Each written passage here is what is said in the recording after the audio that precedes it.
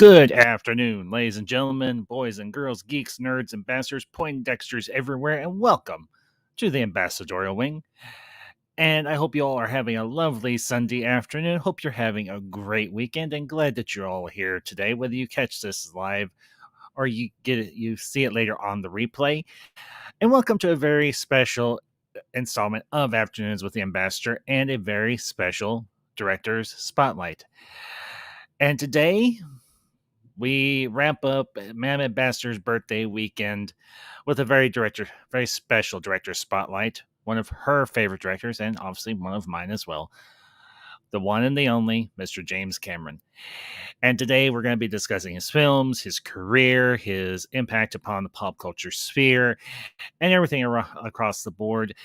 And with me today, I have got a very dear, good friend of the Ambassador Wing. You know her, you love her, and if you don't, what is wrong with you?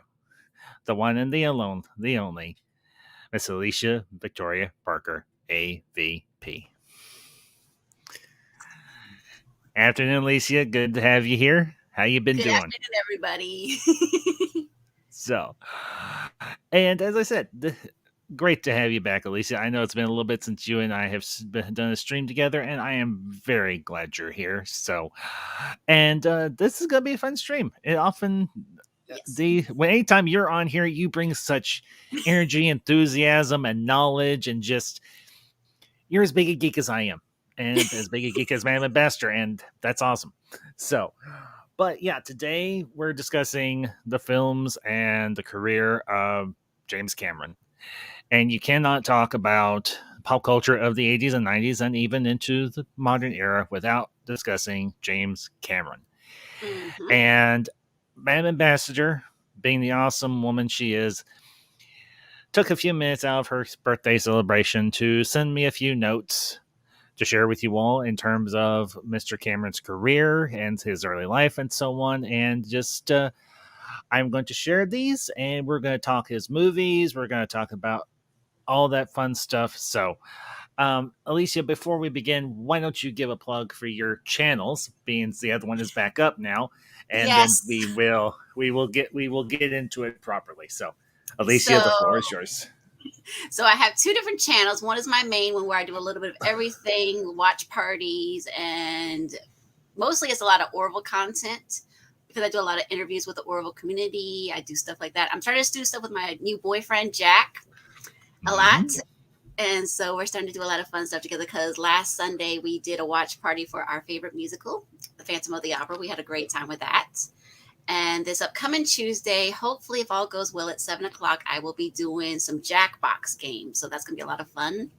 My second channel is just all Orville based. So basically, if you love Orville and you want to find out more about the Orville community, people that are behind the scenes, feel free to check it out. It's under AVP Orville 2020 because I created it last year, but it's basically all Orville content. The other one's just whatever.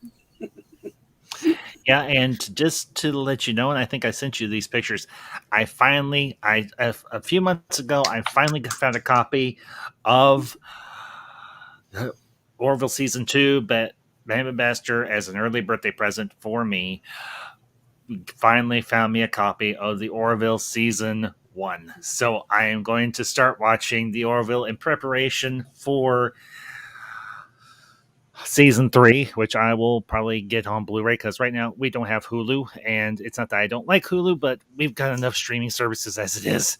So I'll I figure. get that. So, but that all being said, ladies and gentlemen, make sure you smash that like button and make sure you leave your comments down in the description or in the chat. And if you have a moment while you're here, drop a little message to Mam Ambassador. Wish her a happy birthday. She, well, as the old saying goes, Lordy, Lordy, man. Yay, you have a bike. Good for you. You want a gold star and a cookie? Anyway, because as the old saying goes, Lordy, Lordy, Mam Ambassador is 40. And if my good friend and fellow YouTuber Enosh Fee from the Poindexter Lounge sees this stream, I have a message from Anna Ambassador. Thank you ever so much for saying happy birthday to her on your stream Friday night. That was actually her birthday, was Friday night, but we've kind of done some stuff over this weekend because I had the weekend off and everything. But Enosh, if you hear this or you see this, thank you, man. And Anna Ambassador truly appreciates it. So, but with all that being said, let's jump into the topic of the afternoon, Mr. James Cameron. And I will start off with Madam Ambassador's notes, and we'll just we'll go from there. So, all right, here's a short synopsis. James Cameron, born in Canada, was a truck driver for his first film, Exogenesis, made in 1978. Holy crap! Now I really feel old. He raised $20,000 to make the film through funding by dentists. Through this film, it jump-started his career, and in 1984, he wrote and directed Terminator. His voice is the one on Sarah Connor's answering machine at the beginning of the movie. I did not know that. Okay. Thank you, honey. For Terminator 2, he was the voice of the death screams for the T-1000. Wow, I did not know that either. Wow. In T1, the dog Wolfie. Okay. In T2, the dog Wolfie was. Oh, okay, I got it. Was his actual dog. For Titanic, Cameron forfeited his $8 million salary because of the budget costs on the film. Titanic cost nearly $200 million to make. It would later earn him millions and 3 Oscars. He has since made 33 dives to the actual ship since 1997. Well, there's a whole lot to unpack there. Thank you, dear. So, and I've also got Mr. Cameron's IMDb pulled up here as well. But wow, who knew he was a truck driver once upon a time? Yeah. Explains why he likes to blow up. Explains why he likes to blow up trucks so much. Particularly in Terminator 2, and then in Terminator. Now, granted, he wasn't like heavily involved in Terminator 3, but No. there is a giant, massive, big rig that gets flipped over. Maybe he has a beef against trucks. Just saying. Well, then of course, no, because there is a truck explosion in Terminator 2 with the nitroglycerin, Yes. the nitroglycerin truck. That ends up being the demise of the T-1000. But Alicia, there's a lot there. But your thoughts? Oh my goodness. So James Cameron, he goes into so much detail in making his movies. I mean, the first one I was introduced to was probably Terminator, and then it was gradually Titanic, and then Avatar. Those are the 3 top main ones when I always think of James Cameron: Terminator, Avatar, Titanic. And they're so epic. There's so much in there. He goes into so much detail. I mean, as a geek nerd, I always want to check the behind the scenes footage. But with he carefully plans out every minute little detail. Nothing gets past this guy.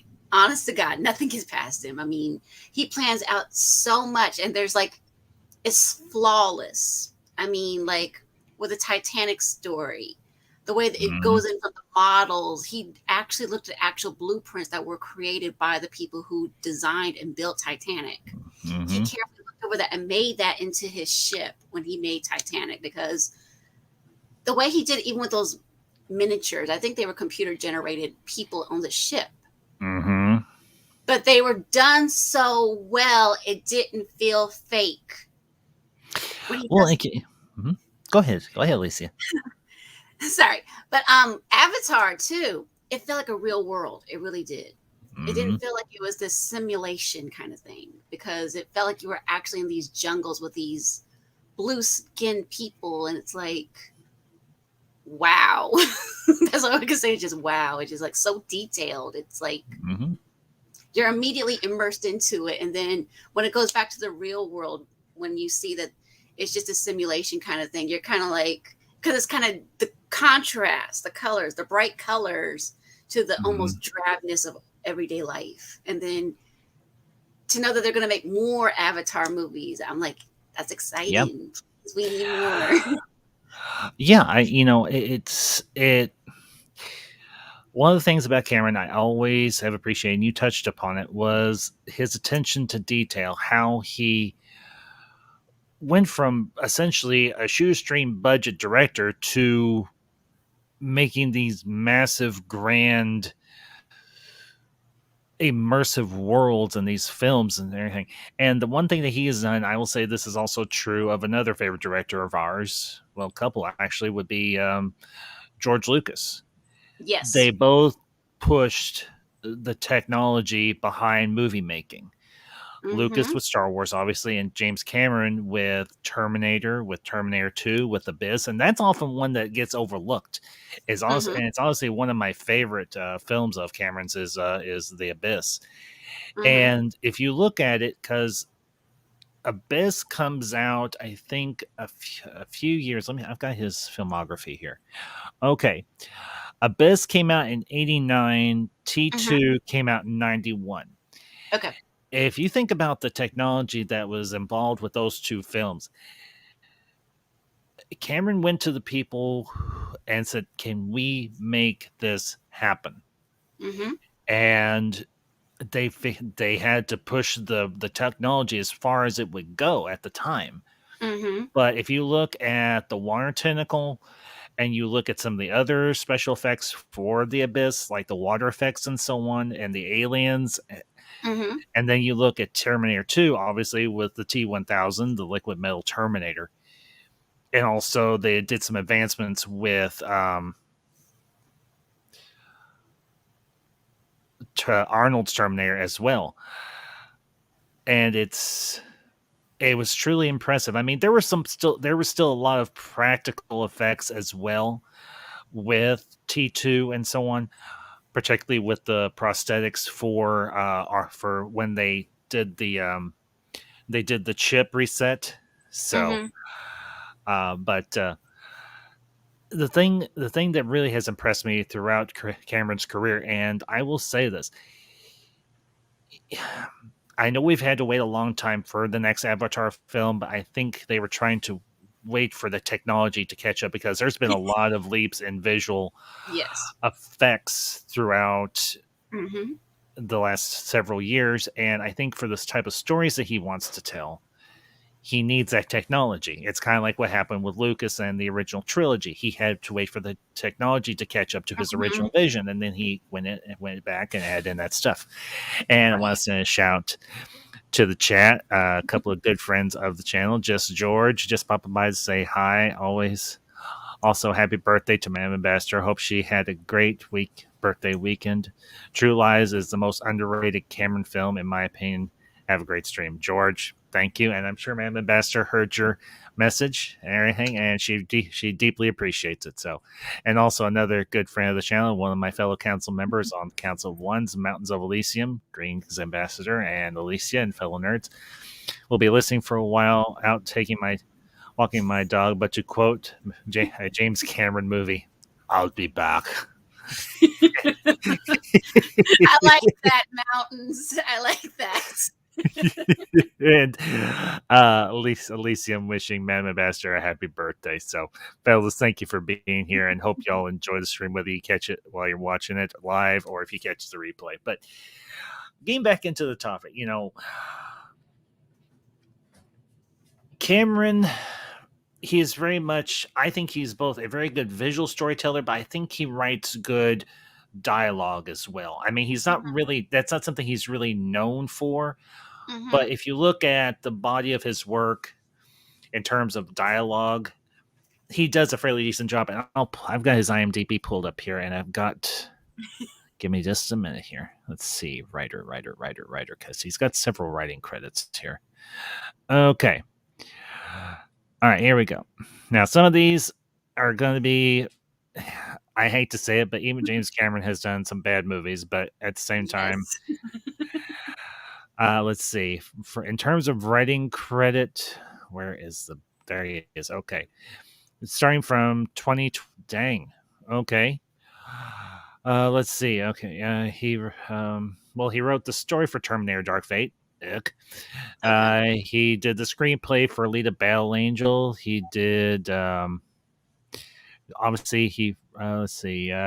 Terminator Genesis. Oh dear Lord, this is making my brain hurt. He wrote the story for Aliens: Colonial Marines, the video game. He wrote, let's see, the script for Terminator Salvation, the video game, for Avatar. Let's see. Okay, now this is kind of interesting. In 2009, he for Terminator Salvation, he did the Mekishima series, and it was all on surrounding Terminator Salvation. He did some writing for Terminator, the Sarah Connor Chronicles. He did 3 episodes. Obviously, he did. He's done a lot of video game writing. I'm kind of surprised at that. He did Terminator 3 Redemption, Terminator 3 Rise of the Machines, the video game, Terminator Dawn of Fate, the video game. Let's see. Obviously, he wrote Titanic. Mm-hmm. Take that as you will. Oh, now this is one that I wasn't aware of. He wrote the screenplay and the story for Strange Days. Huh. Now that's one I've heard of, but I've never actually seen. That's an old one. Yeah. Obviously, he's done okay. He wrote The Abyss. Wrote the screenplay and the story for Aliens. Now, this is an interesting one I was not aware of. He did the screenplay for Rambo First Blood Part 2. Really? Yeah, 1985, Rambo First Blood Part 2. Huh, so I never would have guessed that one. You're not the only one. Wow, okay. So he's had a massive career. Well, as a writer, yeah, most of his stuff's been centered around Terminator. Obviously, that's kind of his big thing, which... Yes, of course. And I will say this. I didn't watch Terminator Dark Fate. Just not my thing. No. But I will say the first 4 Terminators in the series, Terminator, Terminator 2, T3, Rise of the Machines, which he wasn't really involved with. But Terminator Salvation, also he wasn't really involved with. But I will say this. The world that he created for others to play in, at least to a certain degree, I really liked the Terminator. I liked the Terminator. It's a given. Most people like the Terminator movies. Yes. But the thing that impresses me with the Terminator films is the fact that this was essentially drawn, and I know there is some controversy around who has the original credit for creating Terminator and so on. And I know that the woman actually lost the lawsuit who filed it against Cameron. It impresses me that he was able to create a world that dark and that frightening just from a dream or from a nightmare of his. And he was in the middle. He was having some sort of... he was sick at the time or whatever. And another familiar face to the channel, Superior Hero Collectibles. Good to see. And he's okay. I'll bring up Superior's comment here. All the Terminators were good in my opinion, except Genesis. I don't know what that garbage was. Just my opinion. Yeah, Superior.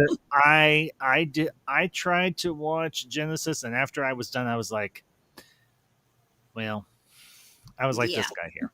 I was like this guy here. Hold on.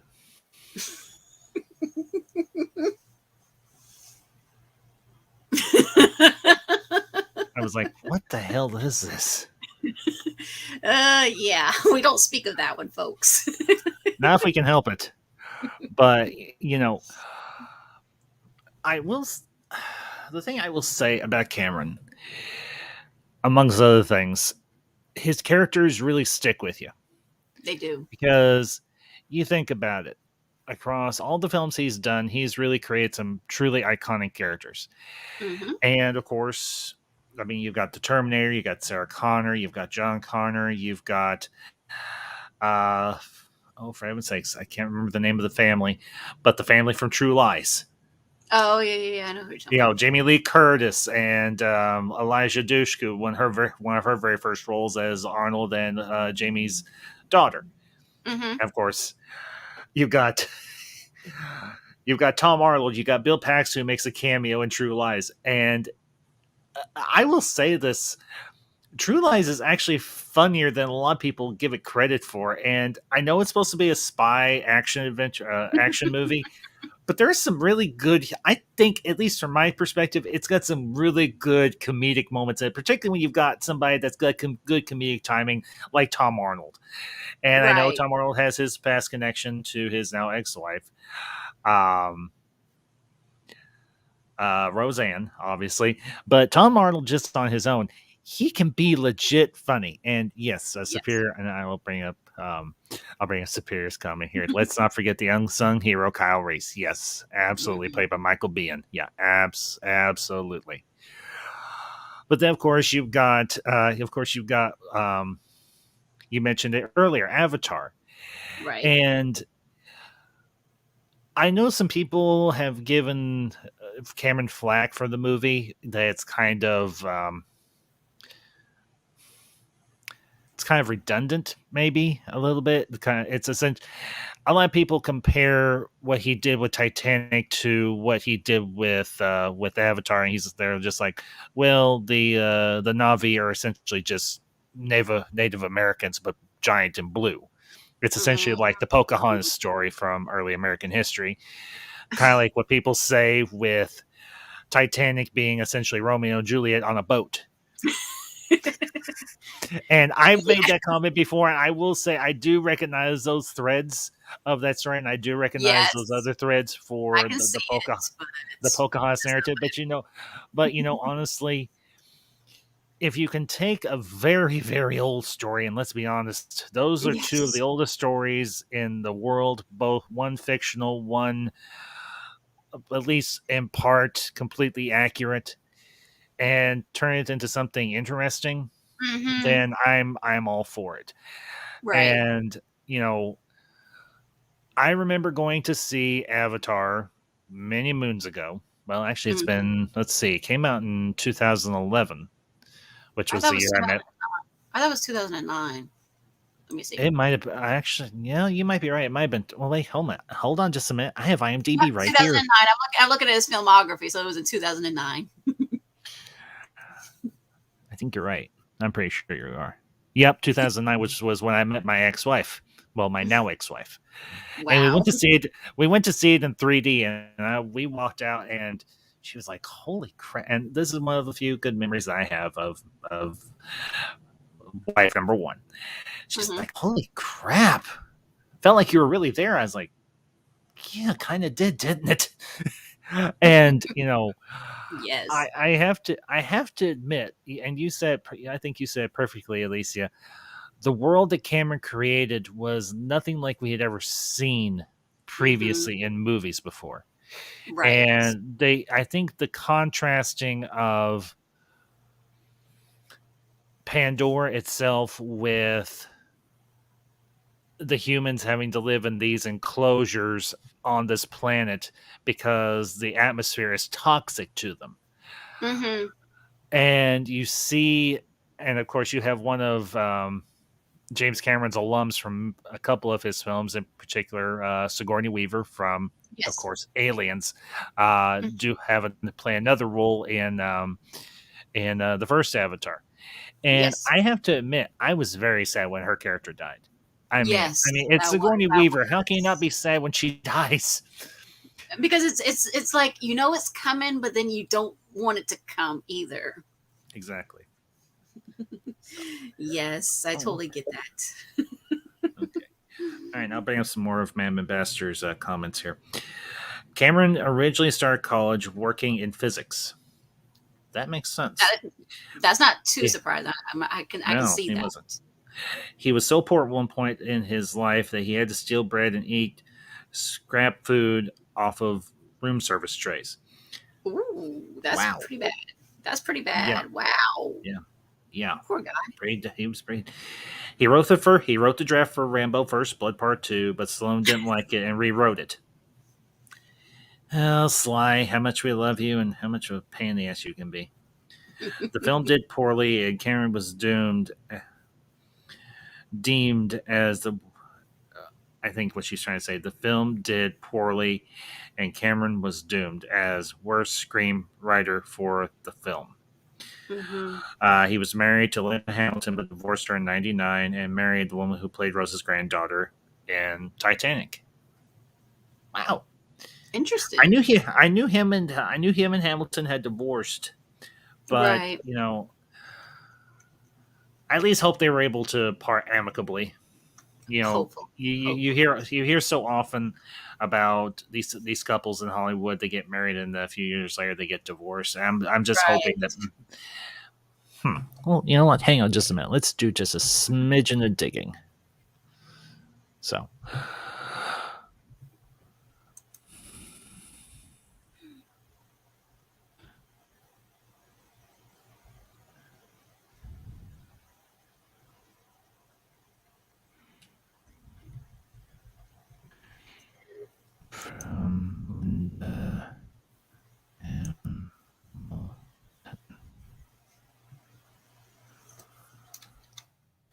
Okay, here we go.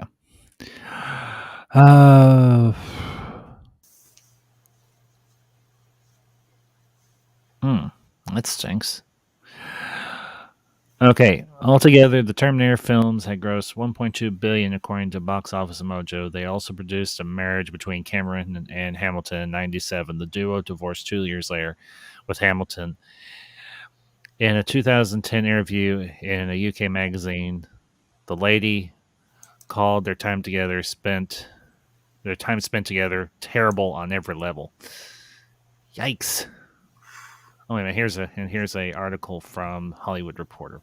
They're usually great.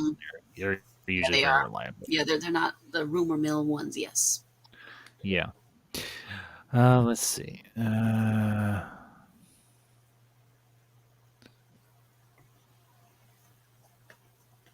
Okay, I guess that was the only part of that article that pertained to. But, well, maybe they were able to reconcile down the road. We can hope. Yes, hopefully. So, but anyway, Alicia, I don't know if this will all be me, but your thoughts on anything I've brought up so far, or anything you've dug up? Well, I was reading this on his Wikipedia thing, which is kind of wow. It's so crazy. So it says Sam Worthington, who starred in Avatar, said that if a mobile phone rang during filming, Cameron would, quote, nail it to the wall with a nail gun. Wow. Wow. Well, you can. The thing you will say about Cameron, he can be intense. He is, but I mean, you can correct me if I'm wrong or not. Did James Horner help him create the music for Avatar? I know he did it for Titanic, obviously, but I want to say yes, but let me think. Because here's the thing: if Horner has this camaraderie and relationship with Cameron, they go perfectly together. His music and Cameron's movies is like magic. That's the way I can put it. Because they go so well together. I mean, because the music is just like epic when you listen to it. It just yeah, Horner did. Actually, James Horner did the music for Titanic, but he didn't do it for Avatar because he was killed in a plane crash. Oh, okay. Yeah. So I'm not sure who did the music for Avatar, but it wasn't Horner. Okay, well, anyway, whoever does music with him, like the Terminator ones and obviously Titanic and obviously Avatar, the people that do the music with him, there's obviously something there. I mean, I took a Zoom class a couple months ago, and they were emphasizing over and over and over again teamwork. Make sure you have that teamwork with your key players and everything like that. And you see that with Cameron. Yes, he's an intense director and stuff like that, but the thing is, he's obviously not, he's got something there, because I'm looking over the Wikipedia and I looked it over and he's been nominated for 41 awards. 41. He's obviously got potential here, and people see that he's got potential and they're willing to spend the money to go to see these big blockbuster movies. Okay, it's 2 or 3 hours or maybe even 4 hours long. But once you're into that story, you don't think about it, the length. You really don't, because it's so well done. Well, and yeah, and Cameron has done shorter films. Some of his earlier work was 2 hours or so.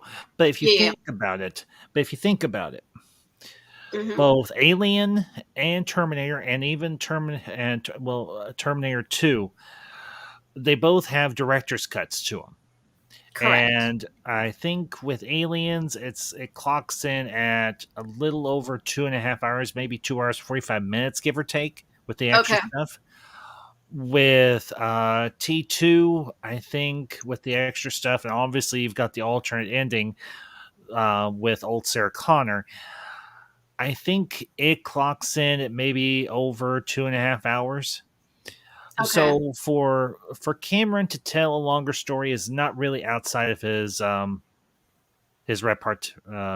repertoire, Hmm. because he understands that you need that extra time to give all these little extra character moments or all these extra world building moments for the world to feel real. I will. Right. I went to see Titanic, and yeah, and I'll bring up Elysium's comment here just real quick. The Aliens director's cut is excellent. Yes, as Cameron Mm-hmm. describes it, it's like 40 miles of bad highway, or you're being dropped straight down into hell. I've actually listened to his. It's an isolated commentary. He doesn't talk throughout the entire film for Aliens, but he's like, this is the part where they're getting dropped straight down into hell when the Marines are going into are returning to LV-426. Hmm. And he's like, this is essentially the part where they all just get dropped smack dab down in the middle of hell. And you think about it, the movie is just like one long bad dream. Yes, it And is. some people have had the fan theory, and I'm not gonna say it isn't without merit, that Hmm. Ripley, she never gets rescued. And what happens is she's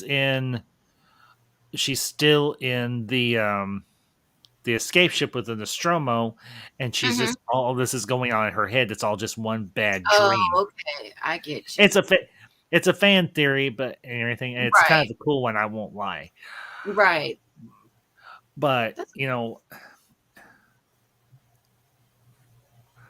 and a very an old name, a face I haven't seen in a very long time. Never very saw the funny, Titanic movie. Jesse. Already knew the ending. Jeff B. It's been a very long time. Good to see you, Yes, bud. it And thank you has for been, being Jeffy. Hey, and Jeffy. thank you for being here today, man. I hope you've been doing well. So, and I'll bring up Elysium's comment here. Aliens 3 was fantastic. Female characters Ripley, Newt, and Aliens has three fantastic female characters: Ripley, Newt, and Vasquez. Ripley, Yes. Vasquez, have you ever been mistaken for a man? No. Have you? And fun fact, the woman who plays Vasquez actually has a minor part in Titanic as the mother to those two young children. So, Nice. but Nice. yeah, well, it just goes to show that. Well, and she also plays Janelle in Terminator 2. She plays Okay. John's foster mother, if you remember. Yes. And but it just goes to show that Cameron has he has a loyalty, or people or actors have a certain um proclivity to want to work with him again because they generally have a good experience with him. Hmm. And if you consider, okay, I want to spend a little time talking about Abyss because Abyss is one I have never actually reviewed, and this is a good time as any. I never saw this in theaters, never had the chance to, Hmm. but I've watched it a lot, and I need to get it on. I wonder if they have it on 4K or Blu-ray. I'd at least like to get it on Blu-ray if it exists.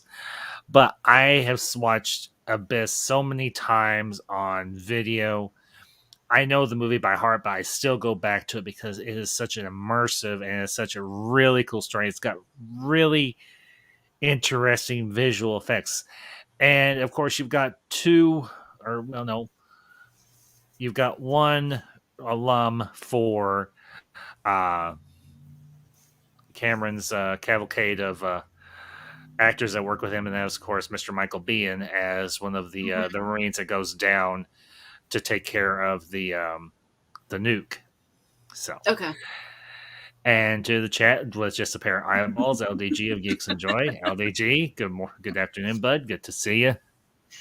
So, oh well, Elysium. Wow, The Abyss is a really enjoyable film, but I haven't seen it in over 15 years.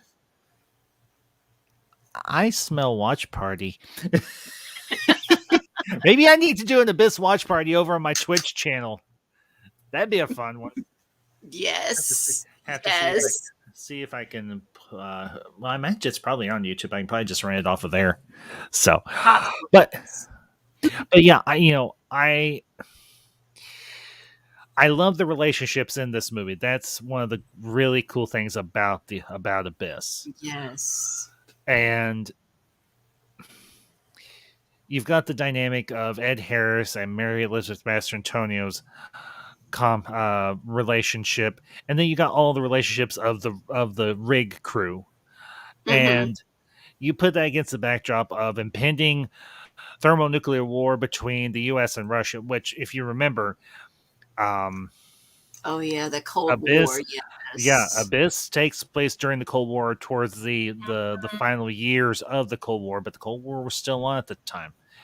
And then you see the aliens interact, and I actually like the fact that you do have the aliens playing a part in this.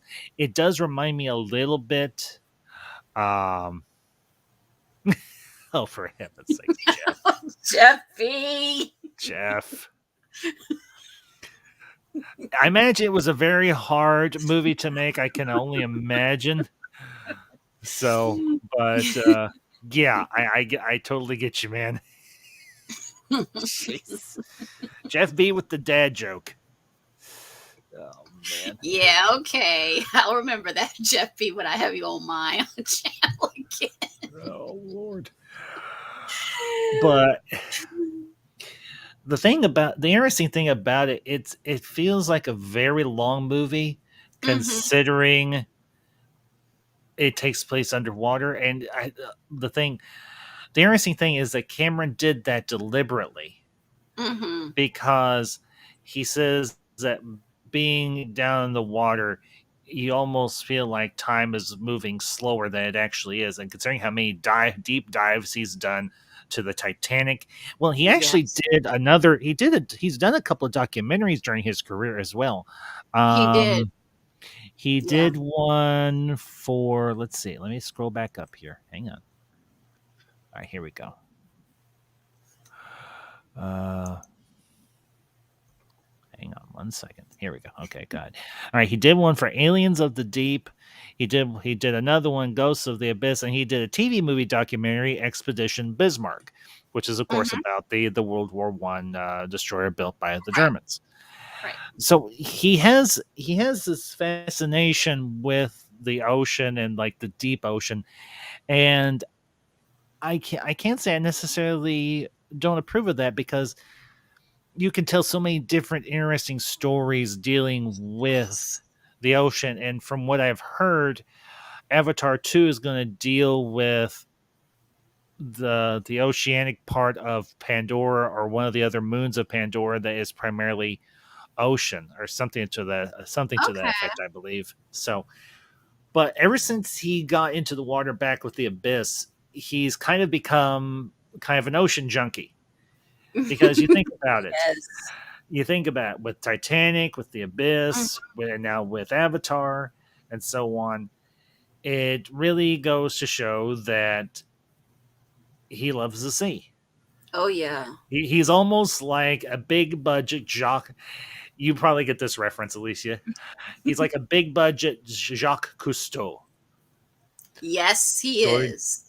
Join me, James Cameron, as we explore the ocean waters of the deep, so we can find out which is the Terminator, what is the Titanic, what is the Avatar, what is in between.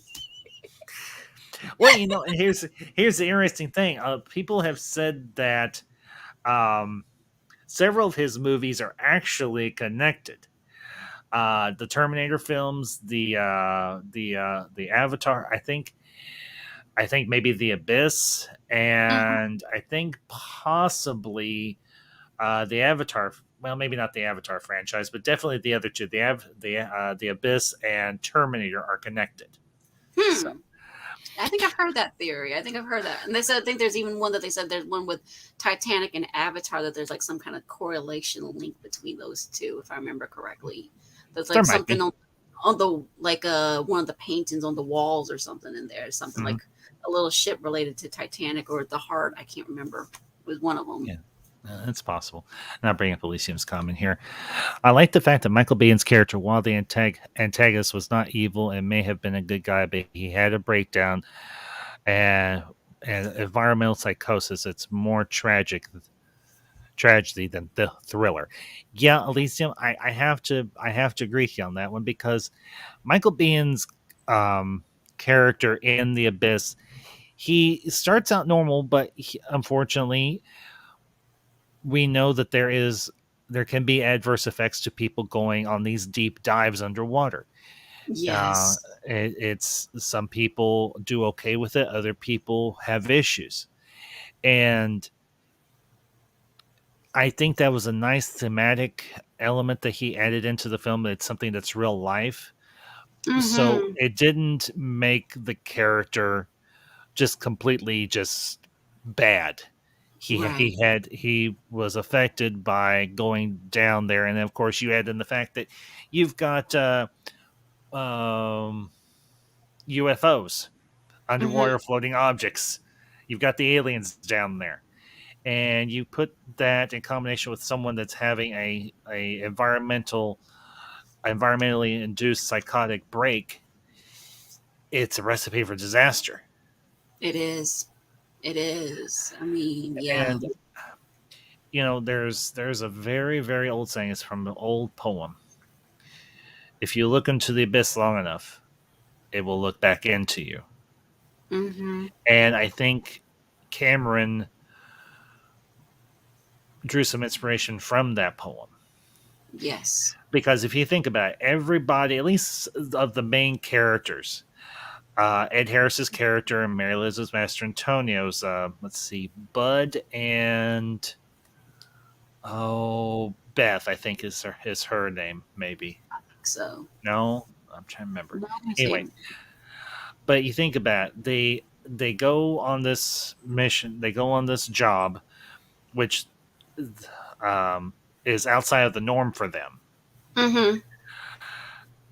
and they come out of it better than they were before because Right. the abyss, both figuratively and literally, gave them the opportunity to transform themselves and to realize just how much they needed and loved one another. And that, Mm-hmm. for me, I think is a very good story. Definitely. And it's one that a lot of people can resonate with and have resonated with because the abyss, while it's the late, while it can be perceived as just pure 80s popcorn flick, it has several really good messages within it. And Mm-hmm. one is the one I just mentioned. So, Right. but Exactly. Alicia, your thoughts on anything I brought up? Well, I'm thinking about Titanic. So, Please, yes, yeah, okay. That's part of the reason why I'm here today is because so it's one of in Madeline case you guys Pastor's didn't know, favorite I movies. do have a boyfriend, and his name is Jack, but it's not after this movie. I can assure you. Right. But here's the thing. In all Mhm. seriousness, though, I mean, there's so much detail put into this movie, Titanic, because these were actually real people, and that's the thing that me and my boyfriend have in common that we discuss about. It drew you in to learn more about the Titanic history, to find out about could this have been prevented, to find out about these people's stories. Yes, it's sort of like Romeo and Juliet told on a boat, but there's a lot of little nuggets in there here and there, like where we meet like Molly Brown. Oh yeah, Kathy Bates' character. Oh, I love her in Yes, this. we meet Thomas Andrews, the ship's designer. We meet what was his last name? The guy Asimov. I want no, not Asimov, but anyway, basically he acts like a woman, basically, and her Oh, ex, I know who you're talking about, Billy Zane's character. not Billy Zane, the other one, the one with the mustache, the one that Esme. Mr. Ismay. That's it. Ismay. So Ismay, we find out about him and his story. Mm-hmm. I mean, these were real people, folks. These were actually real people, and I think a lot of people thought at first that there was an actual Rose, there was an actual Jack, because there's been so many documentaries since then to say, was there an actual Rose? Was there an actual Jack? And people said, well, there doesn't seem to be. And I'm glad that he showed people that this story, when they discovered the Titanic ship in 1985, I still remember the year because I can't forget because it's the same age as me. It came out in September. James Cameron obviously talked to Robert Ballard, the one that discovered the Titanic's remains down at the bottom of the ocean. Yeah. And he carefully planned it out because it's crazy. It's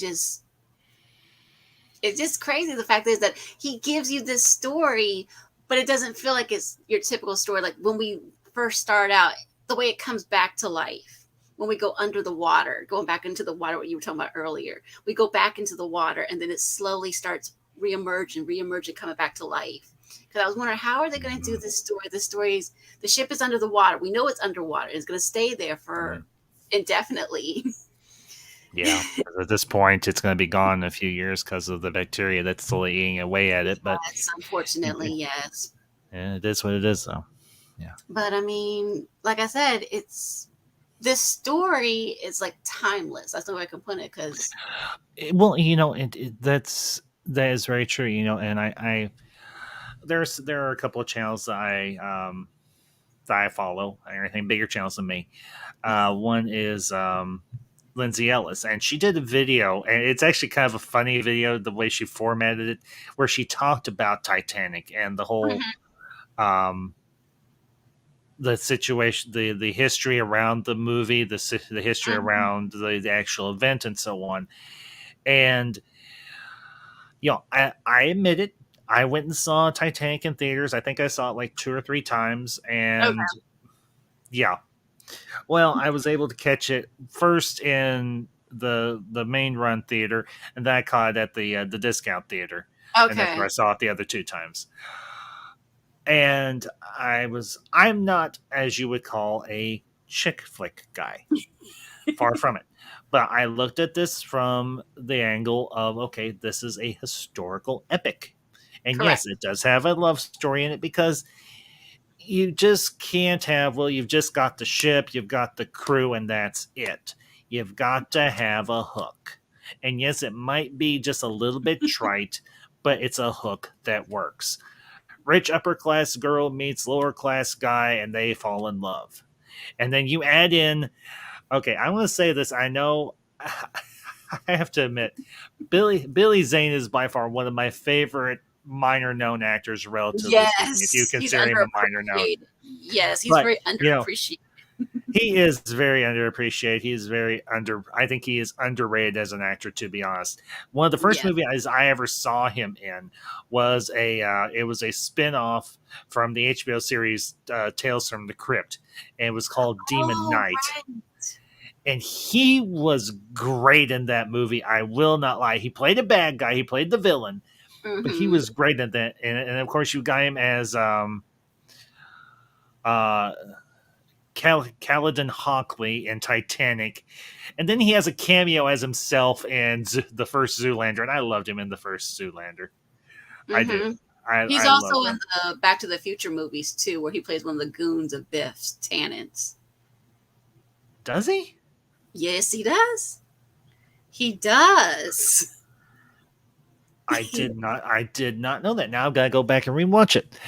And I'll bring up. You will see it, because if you trust me, that's how I had to do a double take myself when I found out that was Billy Zane. Trust me. Okay.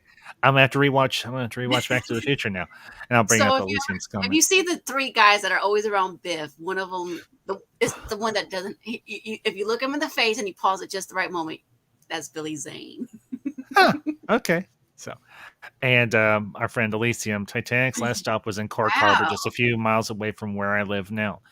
I just wish they had shown the last stop in the movie. Yeah, I wouldn't have been. I think maybe a couple of minutes there wouldn't have been a bad thing, but at the same time, they got so much going on in that movie. I understand why they didn't have it there, and I'll bring it as a comment. Yes. My great grandmother was on the ferry that took people out to the Titanic. It didn't dock because they wanted to get the blue ribbon for the fastest crossing of the Atlantic. Also, why they were so far north. Elysium, thanks, man. Okay, I think he was. Let's say Titanic stayed out in the middle of the harbor. Yeah, I follow. I catch what you're saying, Elysium. So, but you bring up how they resurrected the Titanic Yes. in the film, and I was like, you have those underwater drones and everything Mhm. scanning the ship and so on, and doing photography of it and whatever. And then you see old Rose looking at the video monitor, and then you see it start to just rise up out of the water. You see the water Mhm. just pushing away, and you see it just revive digitally. And I will say Right. that has got to be one of the coolest effects in Yes. film that's ever been done, at least from my Mhm. perspective. And it's visually stunning because you have to think about it, there were no color pictures of the Titanic. They No, just don't exist. So where did he get the color scheme for it? And then you have to think about it, the ships of the time, the other big ocean liners of the time Mhm. would have had a similar color scheme to the Titanic. Yes. And you have to figure his production design team probably poured over all sorts of photos, and they looked at historical reproductions of Mhm. Edwardian era homes and ships and everything across the board, and people that would know this sort of thing, what type of china was used, and the silver and the linens, and how the inside of the ship was designed, and everything else. Like you mentioned, they had access to the original blueprints. Yes. Correct. I mean, there's They so many things also that they do went, Oh, with that. hang on, Alicia. One second. Go ahead, dear. they also went back to all the original companies and used everything that was made from the dishes in China to the table and silverware. Everything Mhm. was made by the original companies that made it for the Titanic.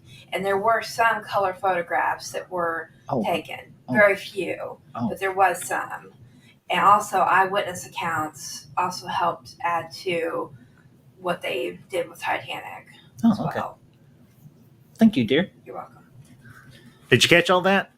Yes. Awesome. So yes, I think I remember hearing that because hold on, let me show you what I have. Because I Okay. told you that I'm a huge Titanic fan. Well, if I could ever get her, I know I can't ever get her on camera, but if I could at least get her in front of the microphone, I think, oh dear. Okay. And you can hang on just a second. Let me go off camera. Honey, at least you can hold those back up. Come here. I'm off camera. Let me make her bigger or something. What is it? Alicia, what exactly is that? So these are the first one is a 4 VHS documentary of Titanic and everything like that. One says The Death of the Dream, part 1 and 2, where it talks about how it was Christian and everything like that. And then the second one talks about the legends of it. And it was on A&E several years ago. Okay, cool. So yes, I mean it's like a 4-hour documentary, but it goes into so many details, and it's sort of. Let me see, what year did this come out? If I can find out what year this came out. Okay, so this came out about the same time the movie Titanic came out. Okay, cool. But it's like a marriage to the movie Titanic because, like I said, there's so many things with the Titanic history. I mean, these were actually real people and stuff like that. And like I said, the way James Cameron tells the story of Titanic, yes, it's a love story, but it's more than just a love story. I'm like off I camera. said, Nobody's gonna see you. Well, thank you, Alicia. Thank you for sharing that. You're welcome. Like I said, I have so many Titanic memorabilia. That's just some of it. That's not all She of says she them. has so much time with Titanic memorabilia. That's only part of it. I have a 1912 book that was released in the wreckage and the right after the Titanic went down. It's old and crumbly, but it's. She's on Twitter. You should follow her so you can talk. Okay. Ooh, Look yes. at I'll have she's to under introduce her to the book 100 Years Later, which tells uh, about it um too. she's under my Twitter followers. Look up AVP. That's her. AVP. AVP, Alicia Victoria Parker. Okay. You'll be getting a friend request from Mam Ambassador. So That's totally fine. That's totally oh fine. no, Like I said, well I you'll love get to being a get the word Titanic. That's one of my favorite she's stories. yeah, well, and I'll bring up Elysium's comment here. Um, if you ever visit Oh, Ambassador Wayne, I'll have to take you to the Titanic experience in Cobb, I the heard last about port. that one. I think they went to this in one of these documentaries. They went to it because there was one where they found this baby and they didn't know where the baby came from. And then they called it the Titanic baby and stuff like that. And they had to bury it in the cemetery. But like I said, with James Cameron, getting back to James Yeah. Cameron tells a lot of these true stories, like the couple that died in each other's arms kind of thing. That was a real story, folks. That was a real life story. Or the musicians that kept on playing throughout the night.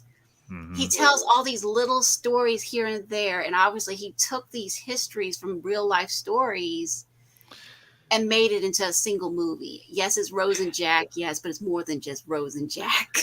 It is very much more so Rose and Jack, and I have to admit it. You remove Rose and Jack, and there's still a lot of good stuff in there. But like I said, you Yes. needed a hook that people could relate to. It's just simply Right. good storytelling, Mm-hmm. and that's the thing that Cameron did very well with Titanic. Obviously, he won the Best Director um, Yes. Oscar for it. Clearly, he got 3 Oscars for it, and I remember to this day because this was back when I still watched the Oscars, and he Oh, gets up yeah. there and he's like, "I'm king of the world." I'm like, "You big geek," but you know what? He He bust, deserved it. He he deserved busted it. his ass and he earned it. I mean, a lot of people busted their asses on this movie, That one they and did, and Avatar they did too. oh yeah. Well, Jeff B brought up a comment a few minutes ago, uh, and I'll put it up here real quick. Abyss was a good movie. Harrison almost drowned. There was a revolt on stage due to Cameron. I heard. I'm I'll not have to do some. surprised. I'll have to do some digging on that one, Jeff. I'm not saying it's not true, but I'll have to do some digging and everything to see the exact details behind it. And I'll bring up Lisa's comment here. There are 2 Ooh. venues in town. Both have excellent Titanic info. You can stand on the balcony where the last passengers had to wait before getting on the ferry to the ship. Wow. Nice. I have something similar to that with my 100 Years Later one. So one of them has the last menu. It has the little bitty menu kind of thing. It's a Oh little wow. replica. So I have so many Titanic things, and it's like because Cameron helped fuel that stimulation in me to figure out more and more and more and more about it. And I Mhm. think because I was talking to Jack, my boyfriend, and we were talking about this game that they haven't finished it yet, but they've taken Mhm. the actual blueprints from the actual Titanic. And obviously they're getting their inspiration from this movie as well that James Mhm. Cameron created to make this game to make sure it's completely accurate too. Mhm. So I'm glad that they're doing that instead of something willy-nilly kind of thing. Because when you see stuff and they just do it any way. But yeah, I mean, like we didn't actually see photographs of the Titanic sinking. We don't know what it looked like, but the way It's Cameron true. does that scene, you Yeah. can hear the chaos, you can hear the confusion, you can hear the screams, you feel like you're actually there. You can almost feel the cold air around you. You can hear Yeah. chaos all around you. It is like, are these people going to Well, get out? yeah. Well, and I have to admit it. When I went to see it for the first time in theaters, Mm-hmm. and it's after the boat has sank, and they start to send the lifeboats back, Right. and you see all the bodies, and then Oh you yes. see the one of the mother holding her infant child in the water, and Oh that's yes. when I that's when I broke down. Because and I Mm-hmm. very rarely ever break down at a movie. I mean, there have been a Right. few occasions and everything where I have, for various reasons, I have broken down. But we live in a time where the Titanic seems like ancient history. But it happened in the early 1900s. 1912. April 1912. 12th. April April 12th, 14th, 1912. April 14th, 1912. Yes. And it was really a tragedy in a lot of ways. Yeah, and it could have been prevented in many ways because these lifeboats, you see it in the movie where you see it, because we always heard about it, but to actually see it depicted on the screen where they were saying these lifeboats still had room. Like when you see this person that Rose is, like Molly's telling the guy, we still got room in the boat. We still got room in the boat. And he's like, no, I'm not going back. And you see that. It's devastating, really. Yeah.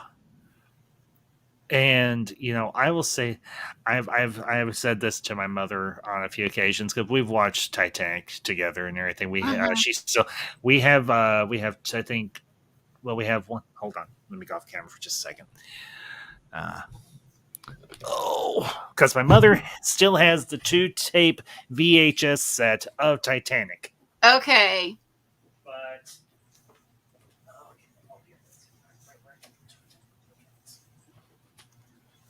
Let me see.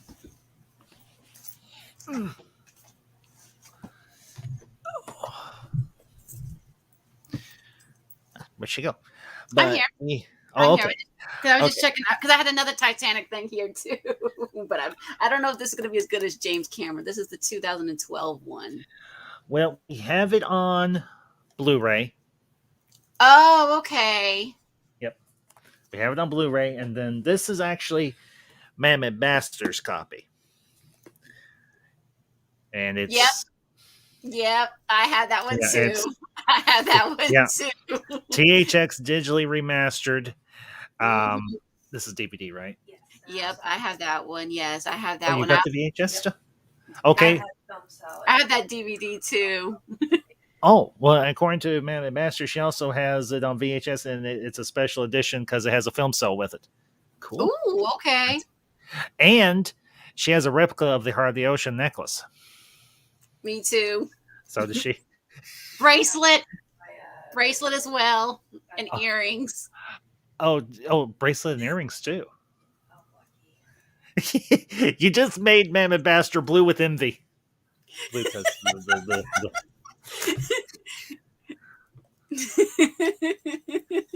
But no, I have this one too. Like I said, too. Right. I haven't seen this one. I have to compare it to Cameron's vision to see if it's anything like it.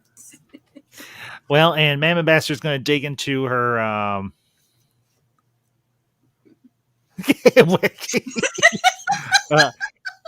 And I'll bring up Elysium's comments here. They built a full-size replica of the Titanic in China. It's going to operate as a cruise liner, obviously. They were supposed to in 2012. I think they did it. I think they actually did it. They didn't launch it though. I don't think. Oh dear, yeah. Okay. See, survivors of the Titanic were still alive when we were young. Yeah, Elysium, that's very true. I'll bring up Elysium's other comments. The last one just died fairly recently, so yes. Wear gloves and Ambassador Wayne. That's Mammoth Bastard's copy. Okay, and if you want to put these back, honey, then I'll show it. But, well, Mammoth Bastard's pulling out the Titanic memorabilia beans. We're talking about James Cameron, so this is going to turn into an Abyss/Titanic stream. But you know what? That's okay. Okay. Because Cameron's the one that got everybody interested in Titanic, though. It's because of that master to do that. Okay. All right, I'll keep it off camera. It's by Franklin Mint.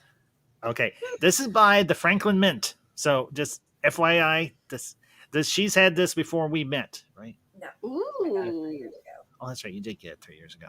I've slept since then. Okay. Hang on. This is heavy. Oh, no, I don't have that one. Yeah, it looks like one of the trunks that Rose had, but here's the other side too with her other dresses and Rose's outfit.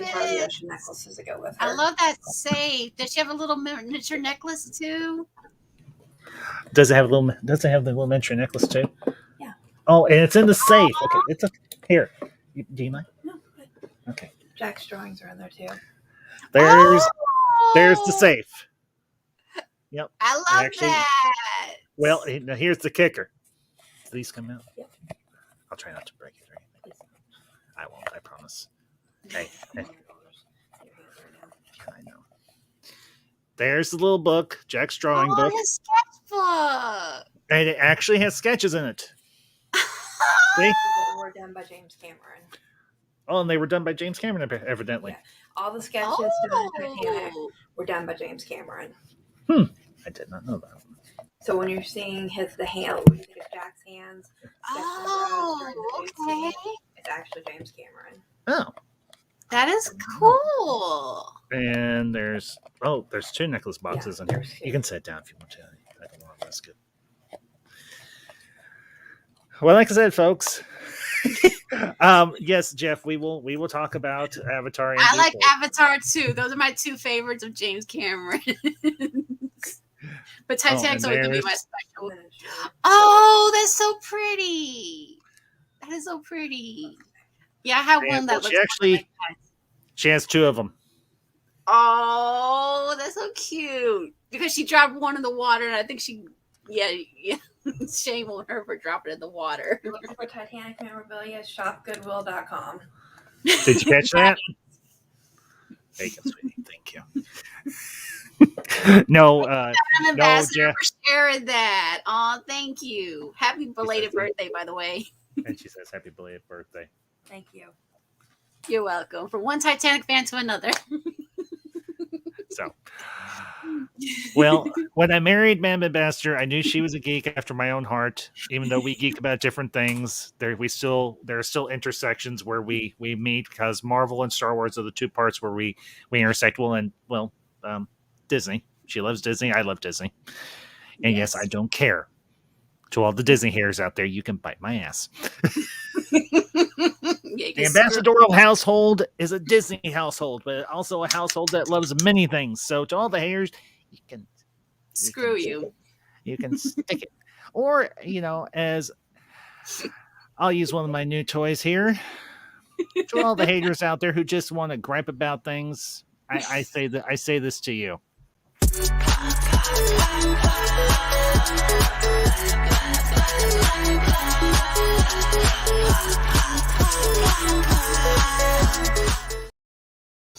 I knew that was coming. Well, I've added several new toys. I've still got several more to add, but you want to talk about the good things in pop culture. This is where you come. You just want to bitch, you go elsewhere. Be on the 12th and never.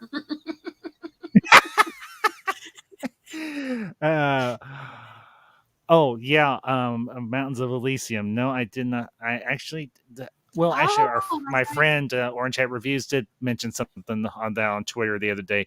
You may have already mentioned it, but today is Judgment Day, August 29th, though it's not the year in Terminator lore. Yeah, Elysium, you're right. Did anybody hear anything like a rumbling in the distance? Sorry, Phil joke. Honey, why are you looking out the window? Honey? Honey, don't scare me like that. Honey, you're fine. You're fine. Oh, good grief.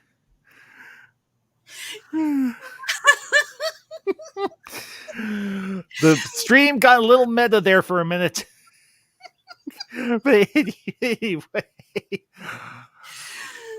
But yeah, Jeff B brings up what? No, Avatar? Yes, Jeff, we are absolutely going to talk about Avatar. We can transition to Avatar now. Yes. Avatar was, yes, that was really, really well done. It really was. I mean, it was crazy. I mean, it was insane, but it was like I said, I went to see this with my ex-wife when we were dating at the time, and we walked out and we went and saw it in the Real D 3D, and we were like, "Holy sh! I feel like that thing's about to eat my face! Get away from me, you big ugly thing! I don't have a gun or a stick or anything or something else I can shove in front of you to eat it instead."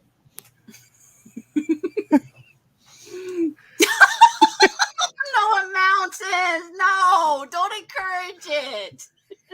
To You'll see what he the chat, Lewis Cox. Lewis, good to see you, man. Lewis doing very well. We're doing a director spotlight for Madam Ambassador's birthday, and it's on her favorite director of one of her favorite directors, James Cameron.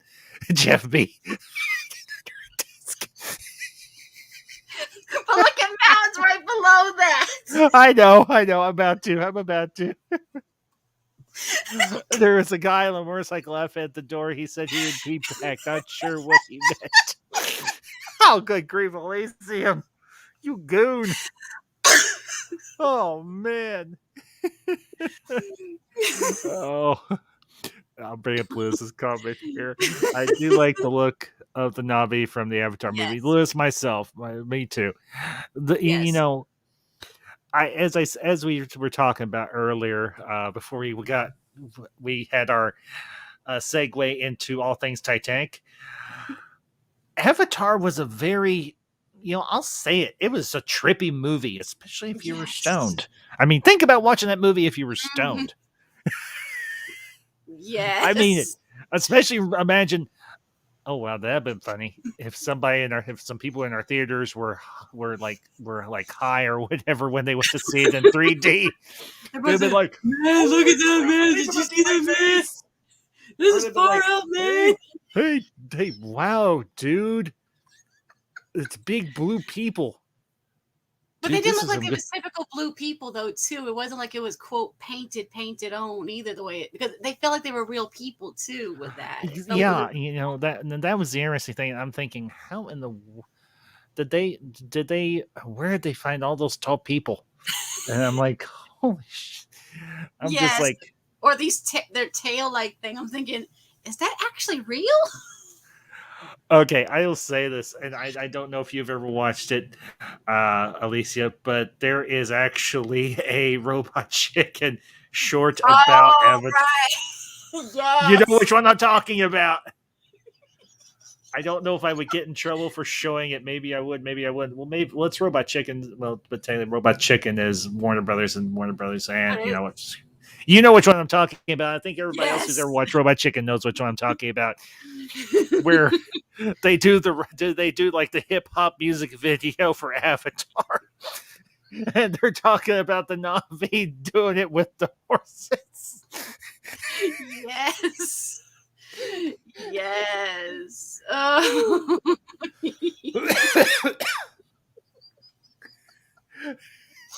This stream just went off the damn rails. We were talking about James Cameron, and now we're talking about the Na'vi having relations with the wildlife on Pandora.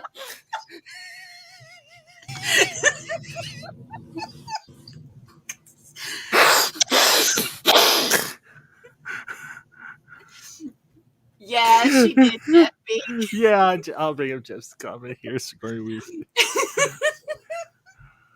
Now, Jeff, if you're being a little perverted there, then you can just drop it. Sigourney Weaver deserved more screen time in Avatar, though. Yeah, her character was kind of cool. I won't lie. Yes. And she comes out of the machine. She's like, "Where's my cigarette?" She does. She gets out of the machine and she's like, "Where's my cigarette?" Yes. And I will say this: I really liked the cast that they had for Avatar. I mean, I know Sam Worthington gets some undue hate, but I thought he was really good in it.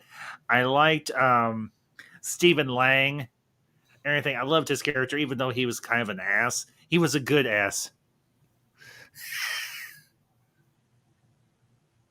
Oh, rails.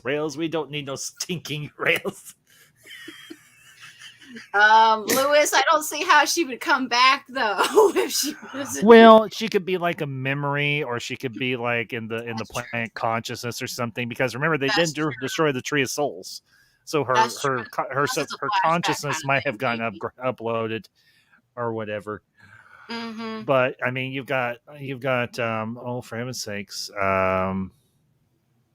Zoe. What she played Gamora. damn it! From Guardians, she play I Gamora. know who you're talking about. I know exactly who you're talking about. I'm trying to remember her name. Dang. Zoe Saldana. Zoe Oh. Saldana. And you had the little short dude, Giovanni Ribisi. You had him Right. in this, and you had Michelle Rodriguez, and I was like, I was really, really bummed when her character died because I really liked her. And oh, hey, here's an old face I haven't seen in a long time, Julian Miller. Julian, good to see you, man. It's been a long time. Hope you've been doing well. And let's see, that's that. I believe that is Hulk Hogan as Mother Teresa. But Julian, thanks for Julian, thanks for tuning in, man, and thank you for the reminder. I appreciate it truly. So, but you had a top-notch cast. At least I think it was a good cast. But some people say, well, the story was derivative. It was just Pocahontas with a giant blue monkey. It was much grittier than that. It was much grittier. I think you look at the story, and there is a lot more depth to it if you really do some digging rather than just looking at it from the surface level. Okay. Julian, thank you, man. I appreciate it. I appreciate you being here, and thanks for tuning in today. So, but if you really look deep into the story of Avatar, it's very much about. Well, it kind of has a parallel to another one of my favorite anime films, and that is, of course, the Final Fantasy films. Final Fantasy: The Spirits Within, and Final Fantasy: Advent Children. And it deals with the concept of, does a planet have a soul? Or is life more interconnected than we like to believe? And I think what Avatar does is it does explore that particular dynamic in a very interesting way. Considering you look at how Jake Sully's character is transformed by his interaction with the Na'vi and with the planet itself. And it really begs the question, did the Lord imbue the world that he created also with a soul? And I know that's more of an Eastern philosophy, with the Eastern religions and so on. Right. Oh yeah, Lewis Cox. Yeah, I totally agree. I actually did a review of Advent Children a couple of years ago, and actually maybe it's been about a year or so ago.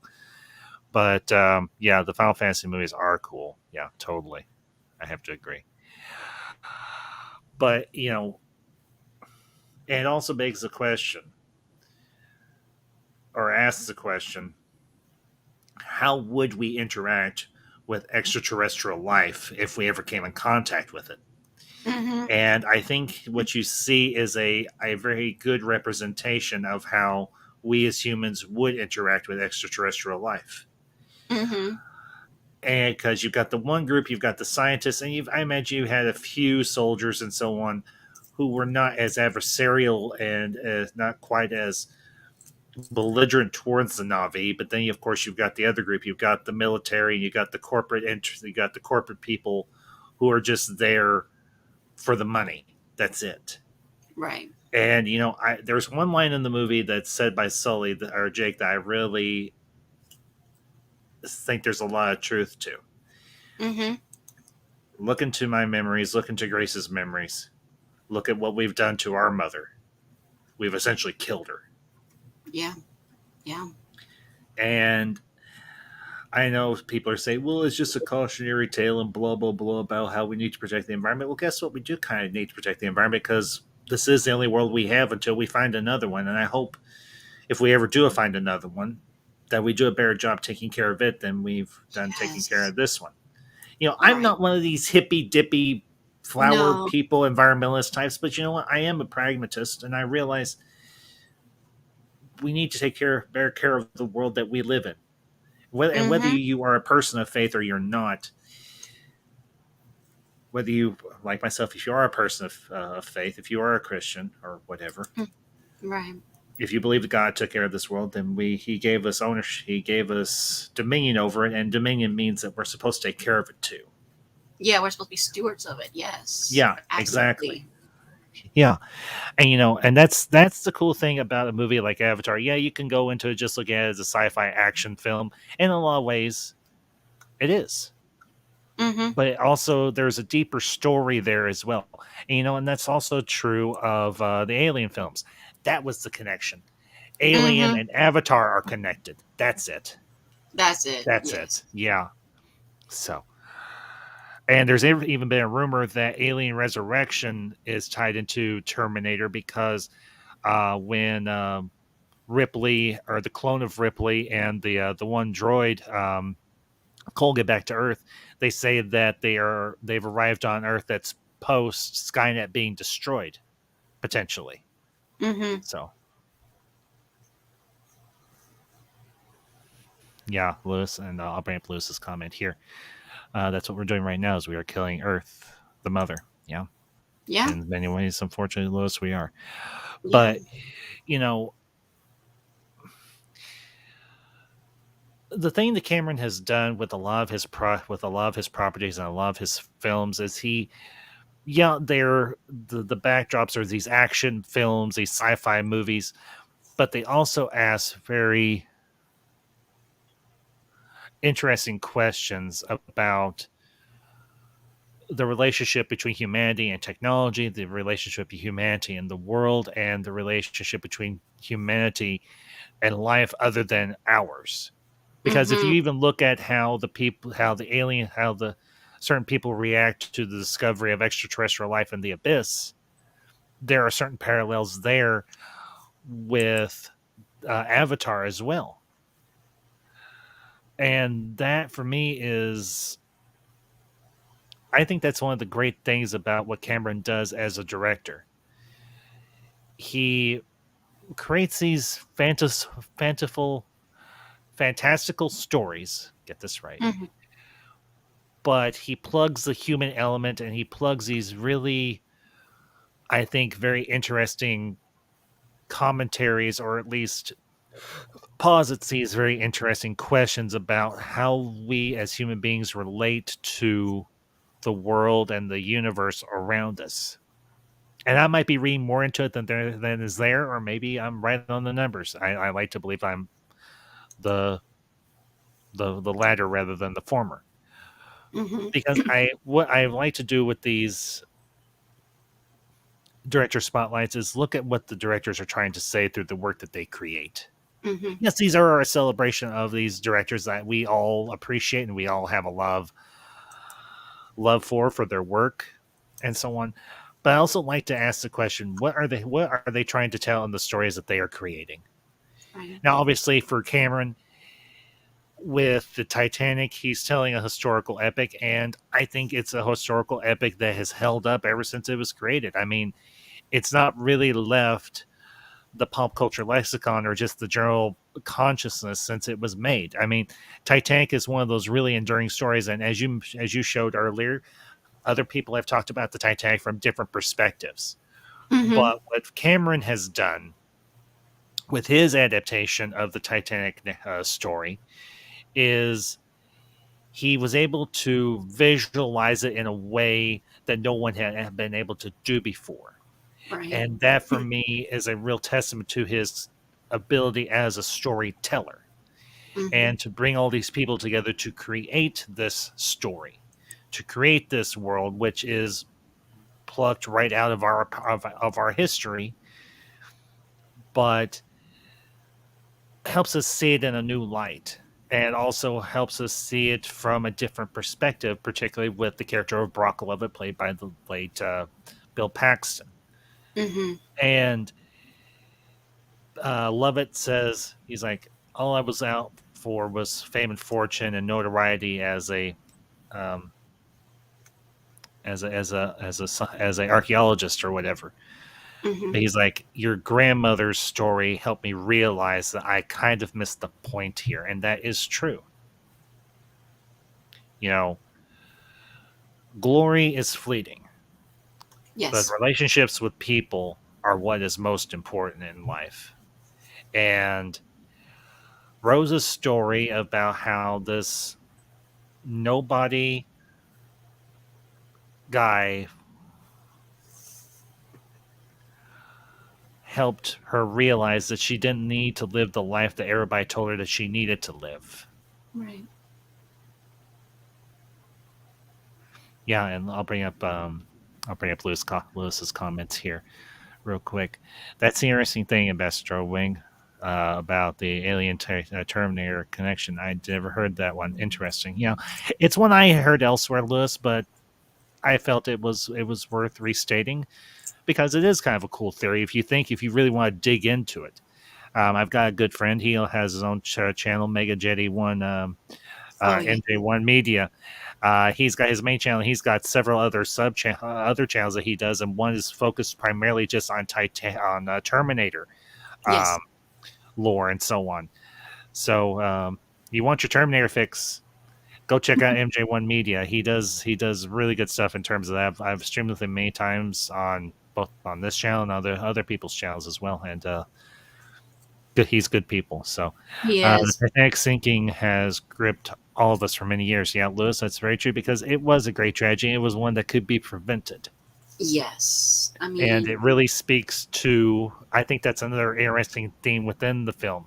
It speaks to the hubris that we as people can have that we think, well, anything that we create is indestructible. hmm Not true. Anything man makes can be destroyed by natural forces or by human error or anything across the board. And that, I think, is one of the great other great lessons about the movie of Titanic, not to mention the real history. And I think that's one of the great things that Cameron tried to do was interject on as much of the real history behind the Titanic tragedy as he possibly could. yes. But, Absolutely. that's the other interesting thing with some of the franchises that Cameron has created in terms of Terminator. And you see that turn. I'll get on this one specific point. At one point in Terminator 2, Sarah turns into an unfeeling, unthinking killing machine, just like the Terminator that came after her. hmm When she goes after the guy who's working on the Skynet software. And then she finally gets to the house there, but she can't pull the trigger. Mm. Unlike the Terminator, who has no feeling or emotion, that simply it's not there, she does. She knows what she has to do, but her conscience gets in the way of it. Right. And I think that's a very interesting commentary on how, if we are not careful, our interactions with technology can dehumanize us or desensitize us hmm to the world and other people around us. And you see that to various degrees in the online space right now. Yes. I mean, it's not that we have reached the tipping point where that is the common thing that happens. But in certain pockets of the internet, people have become desensitized to how their comments and how they interact with people in the online sphere can really affect the other person on the other side of on the other end of that internet link. hmm And with the first two Terminators, and I would say even with Terminator 3 and Terminator Salvation, it's a really good commentary on how technology can affect us and transform us. And if we aren't careful, how it can cause us to become inhuman or inhumane or just completely disconnected from our own emotions and just become thinking like a machine that just a machine that's programmed to do nothing but dislike, dislike, dislike, dislike, dislike, or hate, hate, or cause us to otherize people that we don't agree with and simply just shut them off or shut them down like you're turning off a machine. Right. Human beings are not like machines. We have thoughts, we have feelings, we have emotions, and they all have merit. Yes. And what Cameron was able to do with the first two Terminator movies is show that even a machine who is programmed to do nothing but kill, who gets the opportunity to have those experiences to learn what it means to be human, even if it cannot, or he cannot fully express them, he can understand them. And that last closing narration at the end of Terminator 2 by Sarah, she says, if a Terminator can learn to appreciate human life, maybe we all can.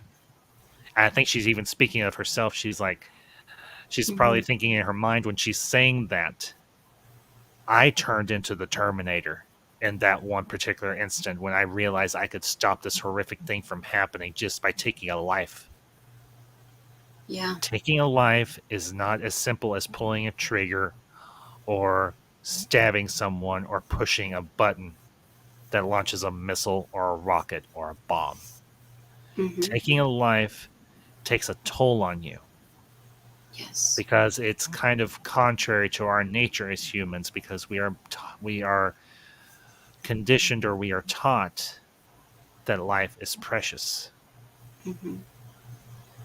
And I think that's honestly one of the great things about James Cameron's ability as a storyteller, that at the backdrop of all of these action set pieces and really cool effects, you dig down far enough, you find the message that he's trying to tell. Yes. And get us to interact with. So, Alicia, I've kind of run off the mouth here. I'm going to let you have the floor for a few minutes. So, sure. Madam. So, I think about James Cameron when he was doing the Titanic one, where he told it, we heard about these different classes of people. And I think about how he did the first class, the second class, the third class. And I'm glad he didn't focus on just one primary class and say this class is evil or whatever. Like you were saying, like we all need to look out for each other. I mean, too many times people just think about themselves, sadly. They're so wrapped up into their technology that they can't even take the time to talk to one another. They get so sensitive over something so petty. And I'm thinking, you don't have to agree with somebody on every single point, but focus on what you can agree on. Focus on the things that are, that's valuable to you. I don't agree on everything Ambassador says all the time, and he doesn't agree with everything I say, I'm sure. But the thing is, we don't focus on that. We focus on what we can agree on. And I think that's the thing about James Cameron is trying to tell these people with these stories. You can come from one class of life, like Jack was from the lower side of town, or you could be from the higher ups like Rose, but yet you can still come together under a common theme. You can still connect to each other. You can still love each other despite all of that.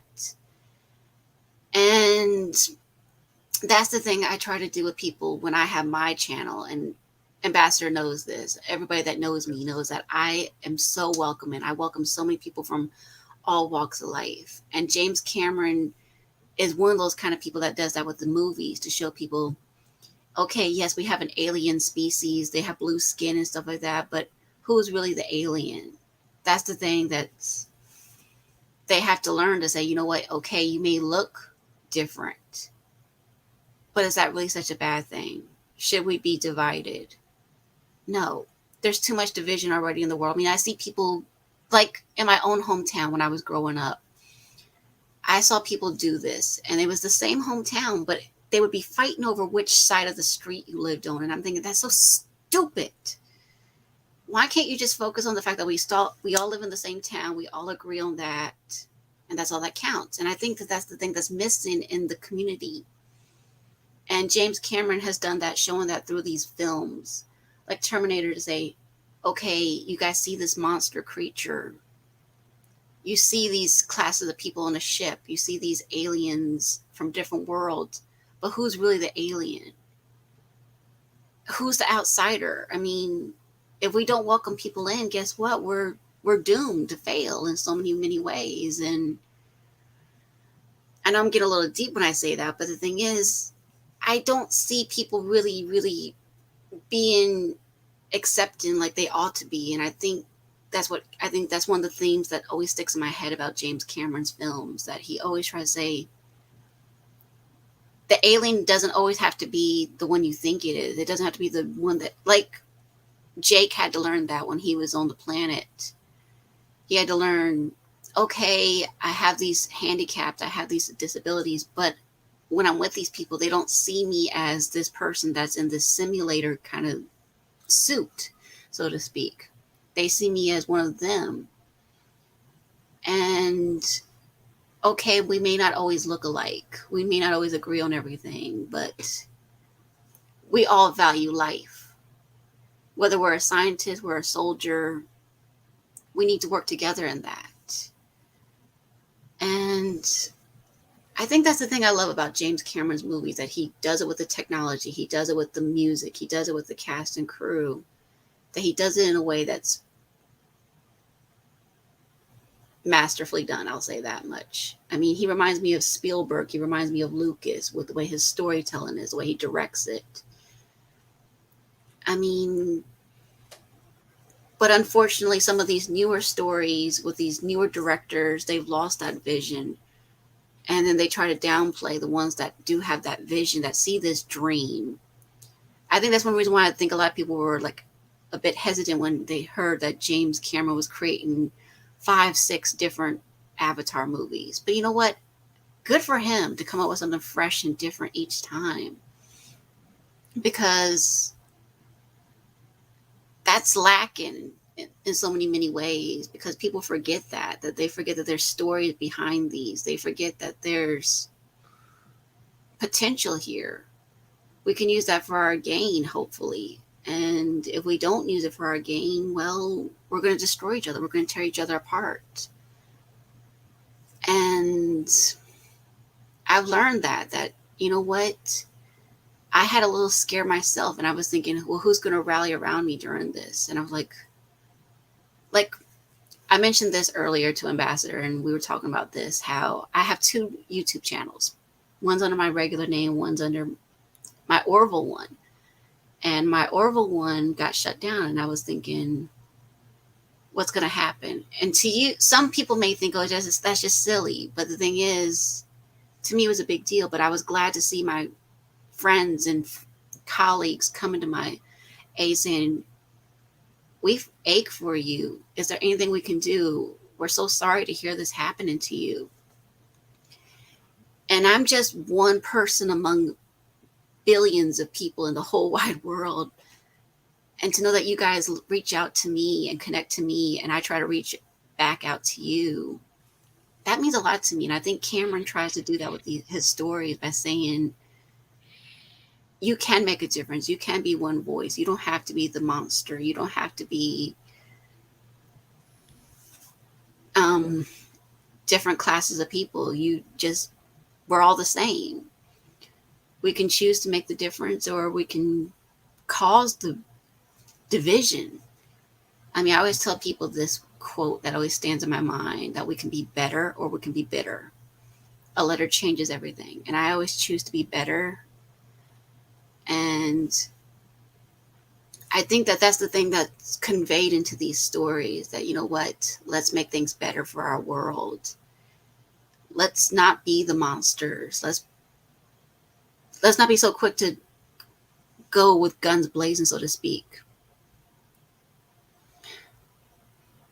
Well, the thing is, it was shut. I don't know why it was shut down, Lewis. I think they shut it down because they thought it was spam or fraudulent. But the thing is, I have always made clear that Orville channel was just my voice, only Orville based. And I don't know why they shut it down.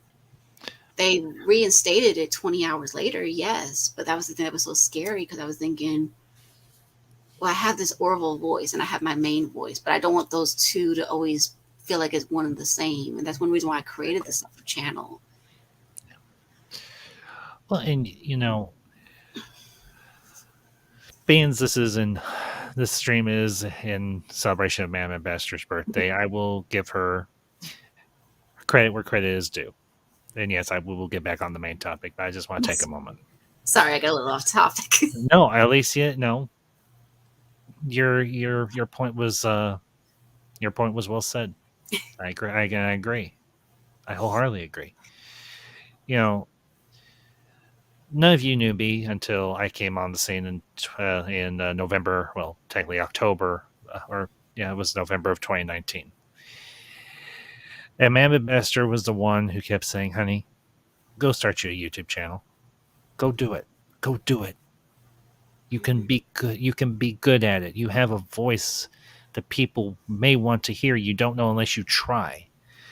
As she has said, and this is a quote that I hold in very high regard, Kate never did anything, but tried to did. And I tried, and I continue to try, and I keep pushing forward every day, and I do this thing called YouTube. And I put myself out there, but I have to give credit where credit is due. Madam Ambassador was the reason why I am here now. And she has seen me at my best, and she has seen me at my worst.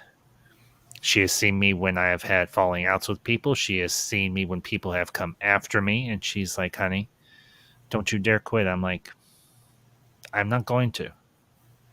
My parents did not raise me to be a quitter. And my parents did not raise me to back down from a fight.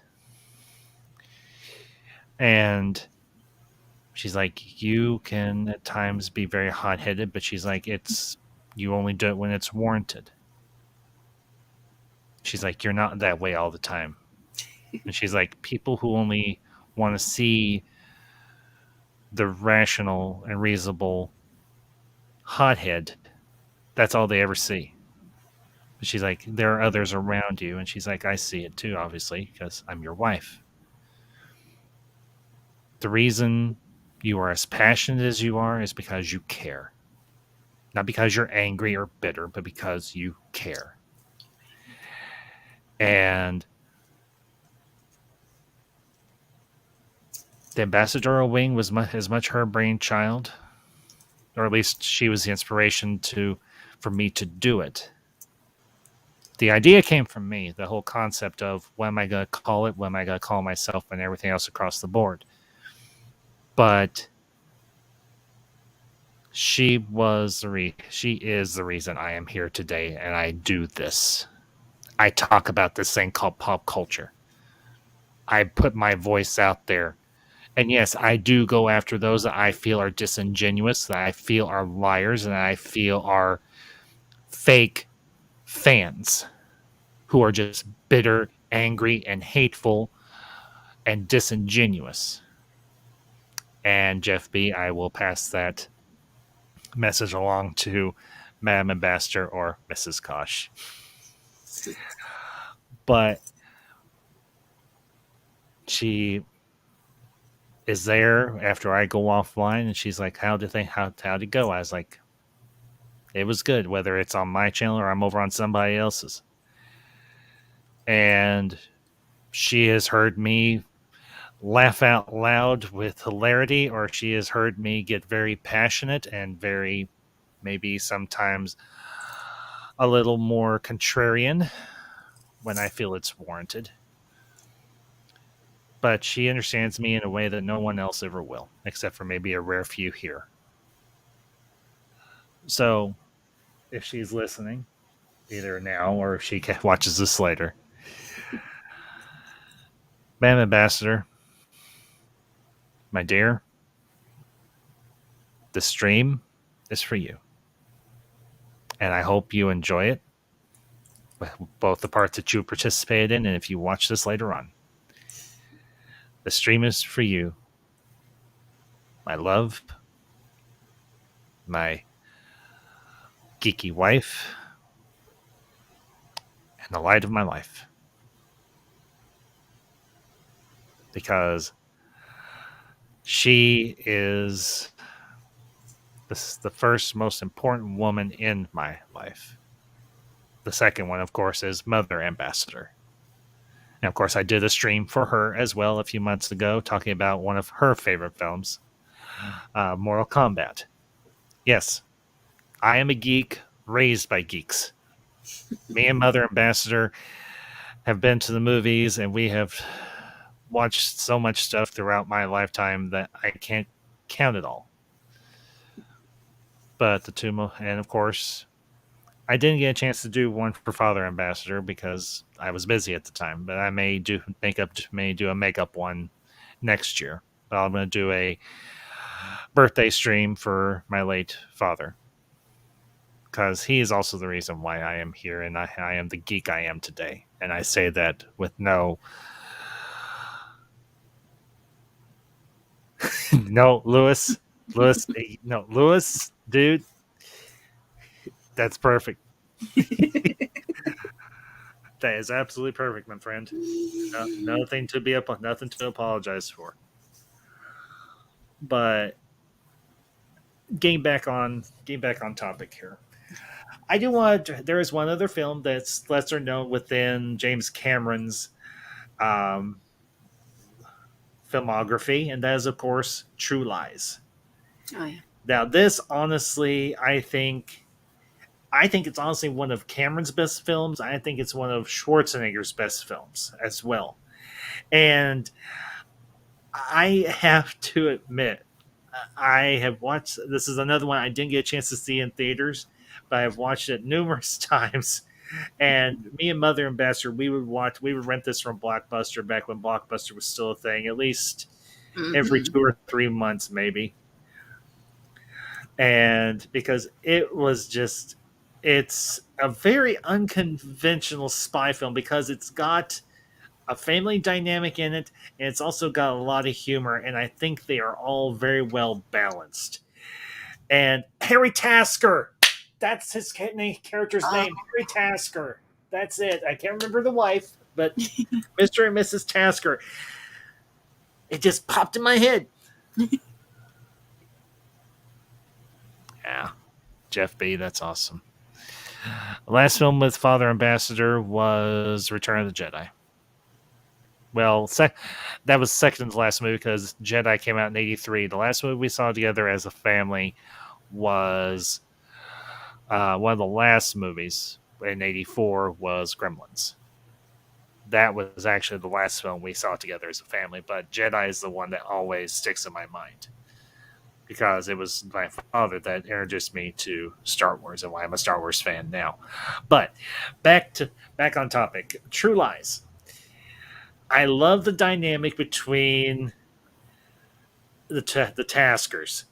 I do. I absolutely love it. And the fact that she is having somewhat of a tryst with Bill Paxton's character. He's pretending to be a spy, but he's a used car salesman who wets himself when he gets nervous. I mean, this...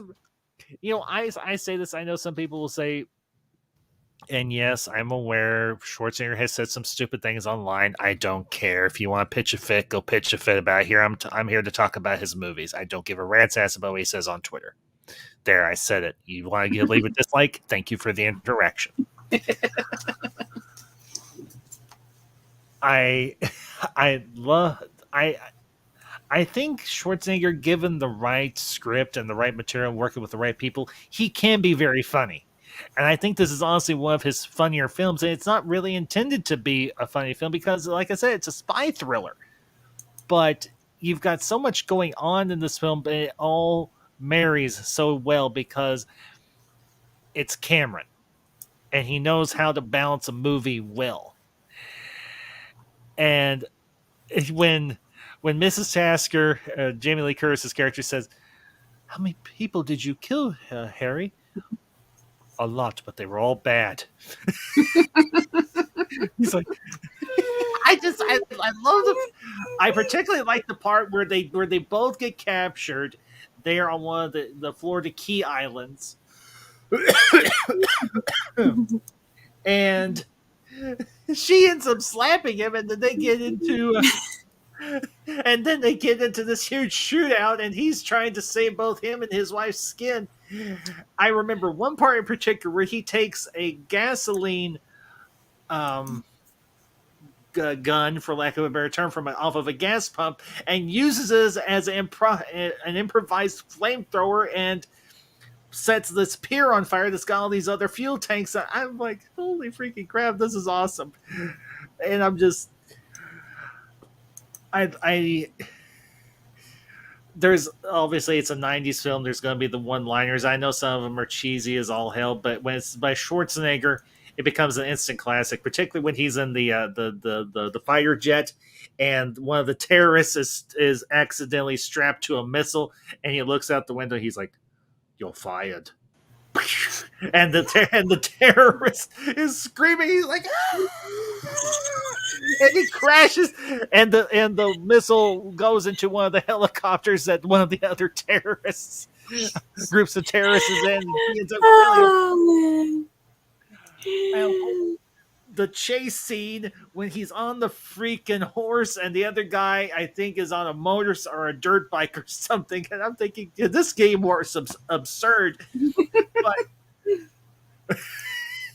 the part where he goes up, where he runs all the way to the roof of the building, and he's like, okay, whoa. And he gets the horse in the elevator. Oh, yes. I mean, True Lies is, I think, one of James Cameron's most underrated films, and I absolutely, it's a guilty pleasure, much like a couple of movies I'm going to be doing reviews for in a few weeks. It is a guilty pleasure, but I love it. I do not care. You know what? I'm actually going to look this up. I want to see in Mountains of Elysium to a Jeff B. Twitter is an alternate universe, and Twitter is Satan's Litterbox. Oh. Okay, I can figure out. Let me figure out a way to combine this. Twitter is Satan's Litterbox in an alternate universe. Okay, you know what? I want to look this up. I want to see just how much True Lies made. Inquiring minds want to know. True Lies box office. There we go. Okay. Oh, well, that's not too shabby. It made 378. Well, make it $379 million. I'd say that's pretty good. And it's currently on Tubi. Yay! Let's see. IMDb gives a 7.2 out of 10. Metacritic gives a 63%. And was Metacritic knows. And Rotten Tomatoes gives a 71%. And was Rotten Tomatoes know. So, Alicia, your thoughts on True Lies? I'm trying to remember it. I remember bits and pieces of it, but it's definitely an underappreciated classic. Like you said, that's for sure. Like, yes. Okay, James Cameron, you created this versus this. Okay, I was expecting that one. Well, let me toss this at you, see if it sparks something. Consider the fact that the Tasker household is in kind of a state of flux because they don't know that Harry is a spy all these years. I mean, think about it. He has been keeping this lie that he is a government agent all these years, and neither his wife nor his daughter knows. Now, think about that. He's off on these business trips. He's off with these interacting with these foreign beauties and these foreign dignitaries, very, very bad men. Oh, and fun fact: Tia Carrere has a part in this too. And Tia Carrere was in another favorite film of mine, as of course as Cassandra in Wayne's World, the first one. Mm-hmm. And it turns out she's actually a double agent. And I think Jamie Lee or Mrs. Tasker actually punches her or kicks her or something, and actually ends up. Yeah, her and Tia Carrere's character, they're in that limo because they've still got Mrs. Tasker and captive, and she's in the limo, and she gets into a cat fight with Tia Carrere's character, and she actually kind of kicks Tia Carrere's ass. Oh no! But you think about this. James Cameron, you've done Titanic, you will do Titanic. You've done Terminator. You've done Terminator 2. You've done Aliens. You're going to do Avatar and all these other things. And you do this little spy film called True Lies. But it works. Okay. Here's another favorite scene of mine where him and Tom Arnold are actually interrogating.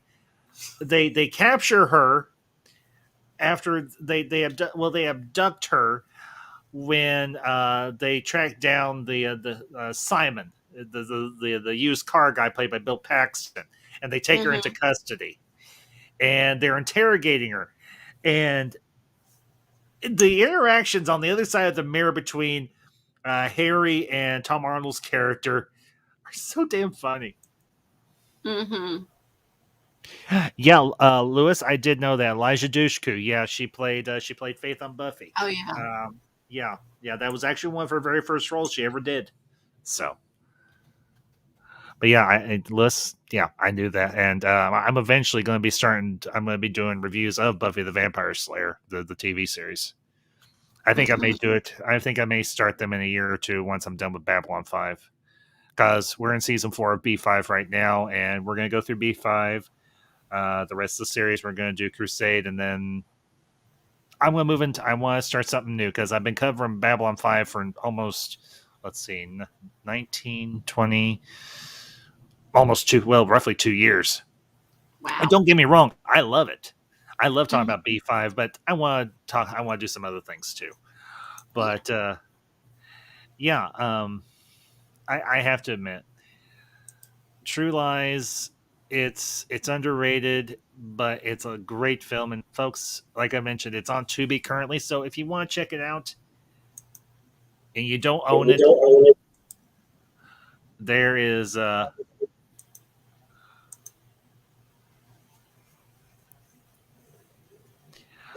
sorry, you threw me off for a minute there, Alicia. It's okay. It's all right. If you want to check out an old classic from James Cameron's catalog, like I said, True Lies is currently on Tubi. So if you have Tubi, go watch it. Oh yeah, Lewis, Lewis, you'd have no idea how much I love Babylon 5. I have a whole playlist that's got over. Hang on, I'll tell you in just a second. Because I have got playlists for all my content. I am the type of person. I am kind of, as my ambassador would say, I'm kind of anal about how I organize everything. Let's see. Babylon 5. Here we go. Where's the playlist? Oh, there it is.